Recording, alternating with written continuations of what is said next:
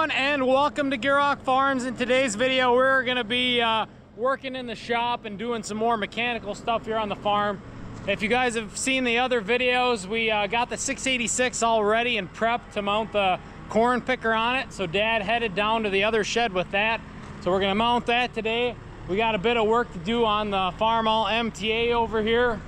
We got to finish assembling our battery box slash seat platform here. It's got a tractor drive to go on today.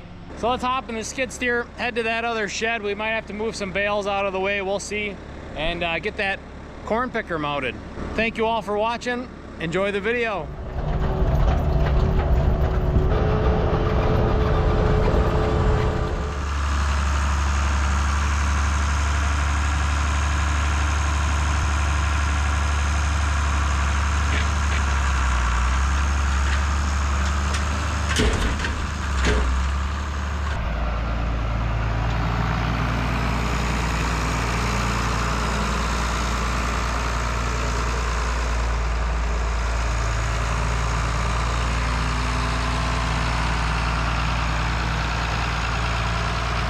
Looking at the bales here, I think we're gonna have to move a couple. We ain't gonna get out of there.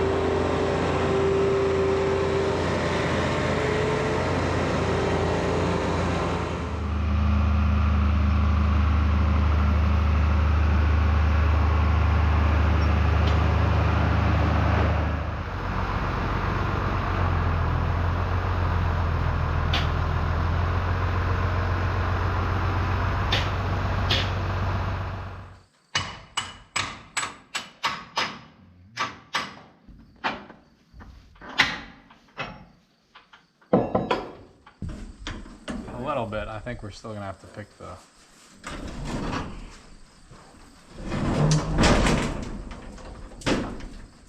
got it? About, yeah. Can you do this? Nope, I don't think so. You got it.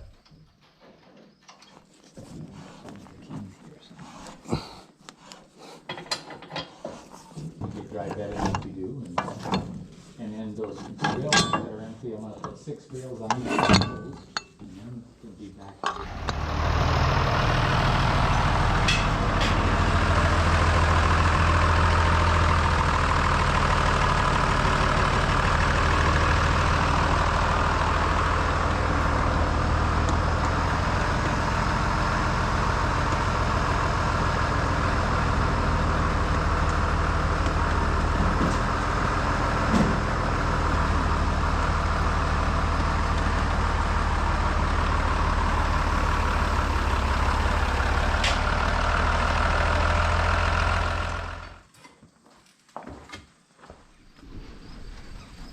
Not even that greasy.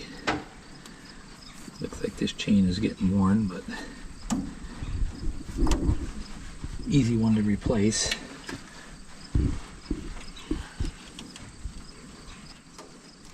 That drives the whole husking bed.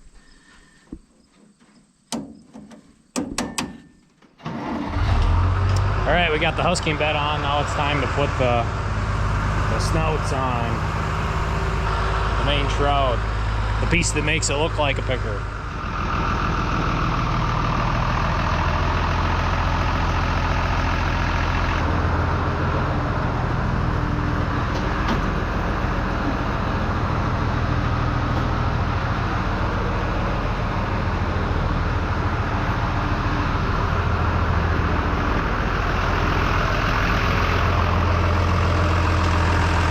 I back up a little bit.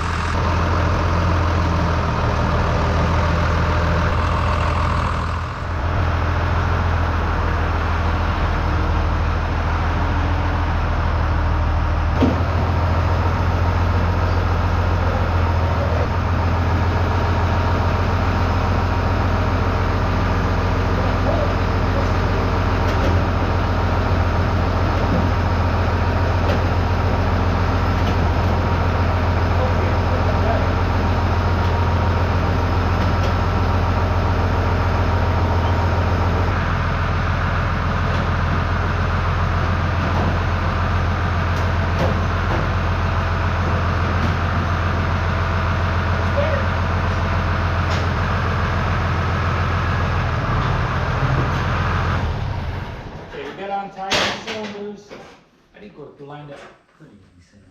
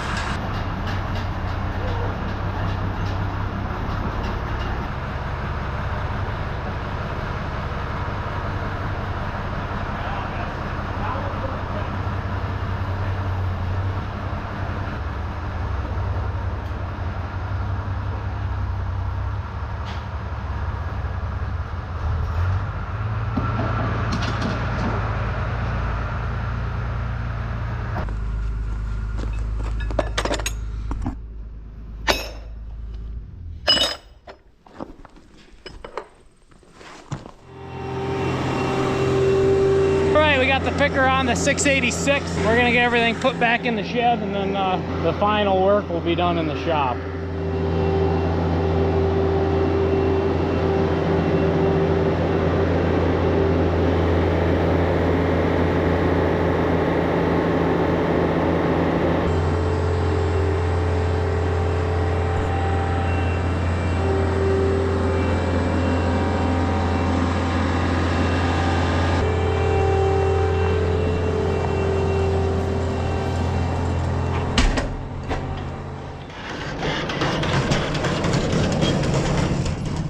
Now that we got this all buttoned up, I'm gonna hop on the 686 with the new idea corn picker now mounted on it. If you want a more in-depth video of mounting a corn picker like this 319 new idea, check out our other videos from the past 2 years. We spent a bit more time showing you what we're putting together, how we're putting it together. We go pretty in-depth. And also I wanted to remind you guys that if you haven't already, check out GierokFarms.com. It's our very own website. We got some t-shirts and some hats on there. If you're interested, go check it out.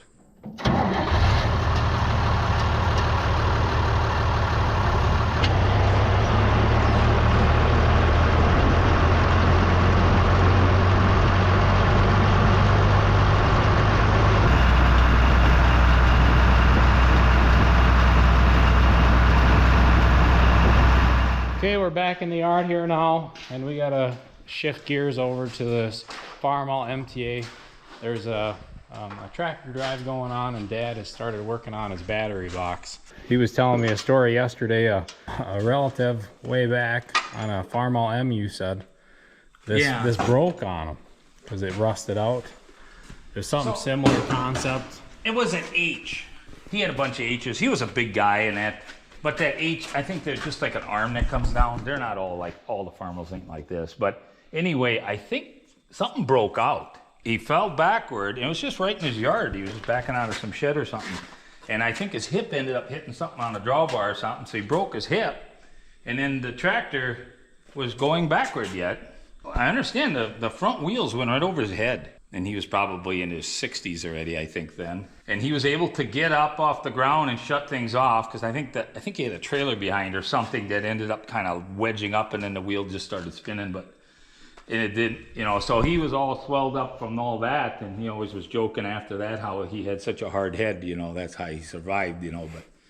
But he's been gone now for many years from some other things, but that was quite the thing. He was off his feet there for probably 6 months, almost a year from that whole deal. When this one was rotted out, and he'll show you it out there, but it was attached here yet, but in the front, everything under the battery, because the battery acid, see. And then I got to thinking like that, you know, this thing's gonna let go going uphill, and if you're not holding on at the right moment, you could end up with something crazy like that. Yeah, it's the platform the seat, you know, attaches to. It's kind of your whole, this is basically your whole balance beam of you, and really these tractors, I mean, that's the only time I think I ever heard of something bizarre as that fell apart that ended up, you know, where the guy had to fall off because of it. You know, that's another thing about these tractors don't all come with fenders. I think that was kind of an option back then, or guys took them off when they mounted cultivators on and stuff and never put them back on. Well, then there's not much to save you if you happen to slip a little or something. You have nothing to hold you. So I started working on this yesterday, and this box I got from, it's a parts house, but it's kind of a generic, somebody must have been making those. But these brackets, I had to cut off the old one and weld on, and I kind of repainted them. And yeah, I'm no expert welder, but they're gonna hold. And then I had to drill holes for the light and the hydraulic line, and then even where the cables come in, they got a hole down in the back on the bottom here. Well, my cables are too short for that. The old one had it up here, so I had to cut a hole there. I think they're better up here than down where your feet or somebody stepping on them. You know, they're up here out of the way, but anyhow. And then we got to get our sign in here. I guess if we get going down the road, it's kind of a slow-moving vehicle sign is quite the law. You know, you gotta, if you don't have them, you could get yourself in a predicament that way if something would go. Somebody's turning 88 in my wife's relation, and they want to do a tractor drive. She's really into Olivers, so she's going to drive the old Oliver that she's been driving forever. And have a little gathering, so. Yeah, so we gotta get the M-Ta ready. I'll show you guys that box quick. Inside here, how bad it was getting.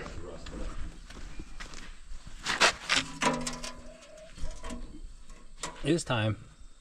It got its use. It's only 8 years old. So this is a 54 model, and they only built the Supers, I believe, 1 year. There was a Super M's and Super H's, I think they built those in 53. Maybe 52, 53, I don't know exact cutoff there. But the M-Ta's were only 1 year in 54, and in 55 the number series come out. So you had the 200, the 300, the 400, and then of course years later they got more into different stuff. But the 400 and the M-Ta it's the same chassis, I think same transmission, all that.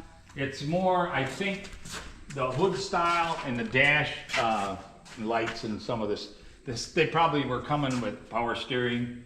The M-Ta's, I believe, a lot of them, they added on a chunk in here. I think it was like an add-on later. They cut the shaft and made them work that way. And this tractor is the first tractor my dad bought when he took the home farm over from my grandpa in 1960. My grandpa had a Farmall M, which is still on home farm. My brother still has it all going. And he had a Super C he bought brand new.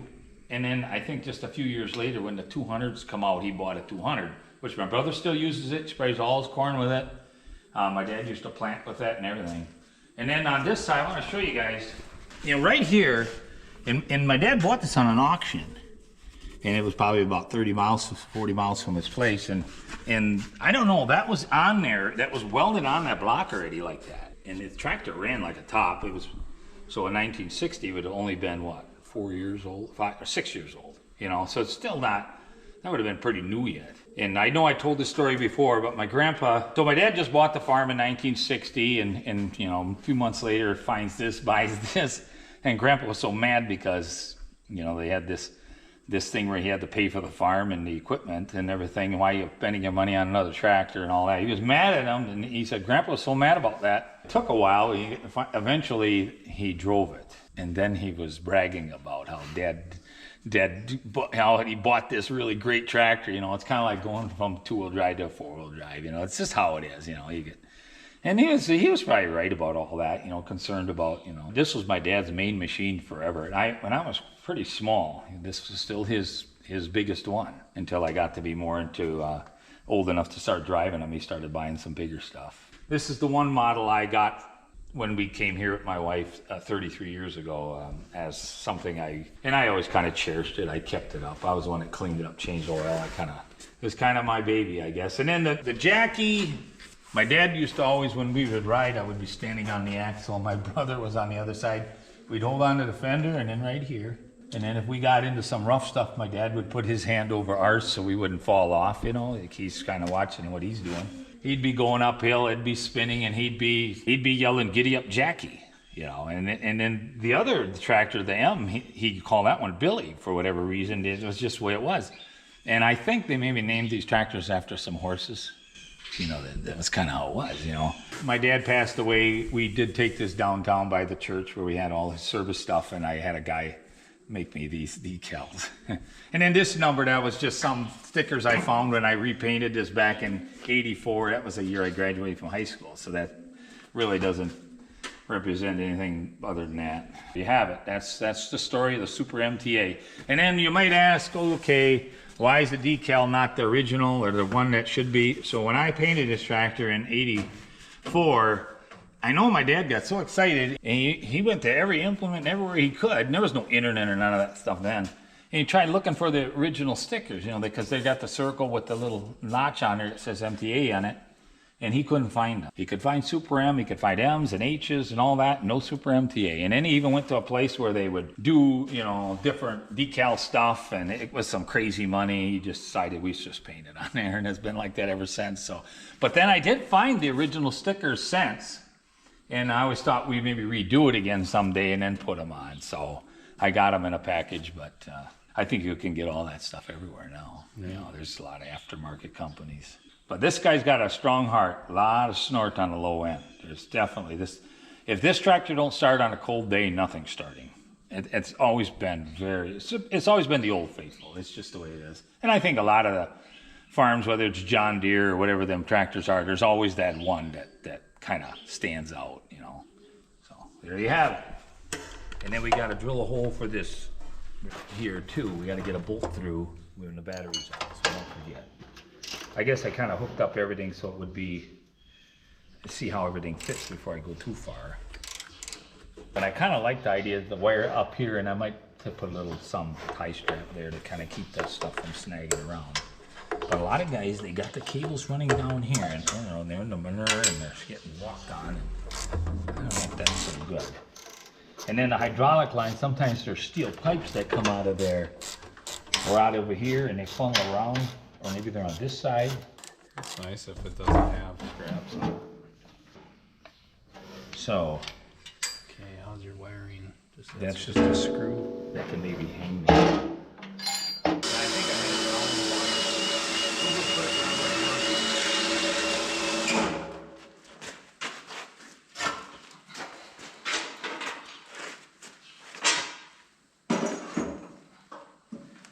Same size though. One thing I've noticed on this, you got like 11/16 and 13/16. You never see that on anything else.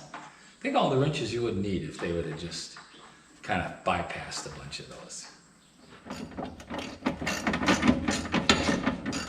I don't think they can make these super tight, but they can be pretty snug.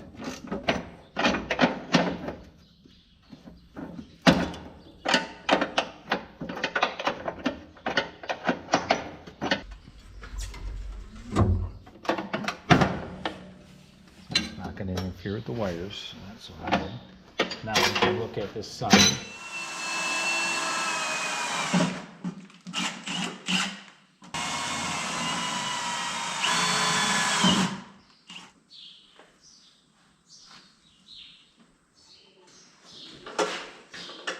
I think one should be, I don't know. I just thought. At least two. Can't have it too close here because here goes in there, but it should work. I think there's enough room there. Yeah, this here, that I think my dad's invention. He's have to bend down there. I don't know. I may have seen it somewhere else, but we could do that with the. Now that's on this hose. Huh? But that's welded and boogered on there. Can't beat that. You're better than them other ones.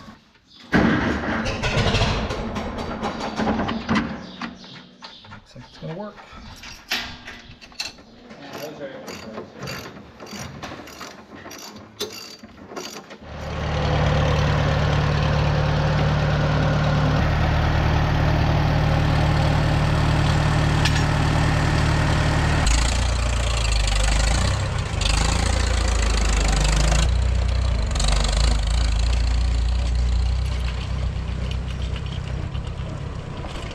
We got the MTA all put together. Mom and Dad are headed for the neighboring farm to join up with the rest of the tractor drive.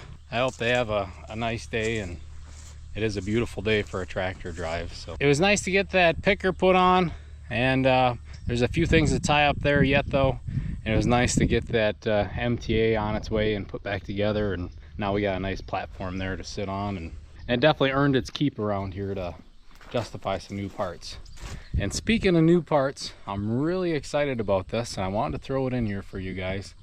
One of you sent us a part for this Oliver, the 1650 Oliver, and we've been him-hawing about what to do with it. And one of you that are in love with this tractor sent us this cap for the center of the steering wheel, this beautiful Oliver power steering cap. I'm hoping it fits. I'm gonna try it here soon. But anyways, huge shout out to Dan from Illinois for sending us this. We really appreciate it.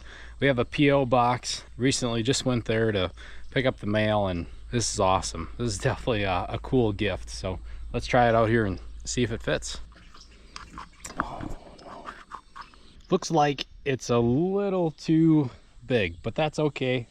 Dan sent it in his letter saying that it might not be quite the right size. That steering column is a different one. It might not even be for a 1650, but it fit. And that's part of the reason it's locked in the upright position, is because Dad put one on there that he found from a scrapyard way back when he originally bought that tractor. So it might not even be for a 1650. So, but anyways, Dan sent me the receipt, so we'll have to get the right one coming, because that is exciting. That is a cool gift. Huge shout out to Dan from Illinois for sending this. And if you two wanted to send us some mail, I don't bring it up very often, but we do have a PO box. I have that down in the description. We love reading letters from you guys. We love hearing about your story. We've gotten pictures of tractors that some of you have rebuilt, or your kids have rebuilt. Feel free to send us all that. We enjoy reading those letters and seeing that stuff, and getting cool stuff like this. Even if that steering column is off of something that we can't find one of these for, this is still awesome. I love this. But regardless, huge shout out to Dan. Thank you very much for sending us some parts. Now, if only you know, some of you red guys, you know, stepped up and sent us some red parts. But no, I'm just messing with you guys. I really appreciate anything you guys send, but definitely don't feel obligated. I'm gonna end off the video here. Thank you all for sticking to the end. Subscribe, share, like, comment, all that fun stuff. Let us know what you think of putting on the picker and getting that Farmall put back together, and the cool story behind that tractor. And let us know about your cool tractor stories. Like I said, you could send us those in the mail or leave them down in the comments. We'd appreciate either one of them. We will see you all next time.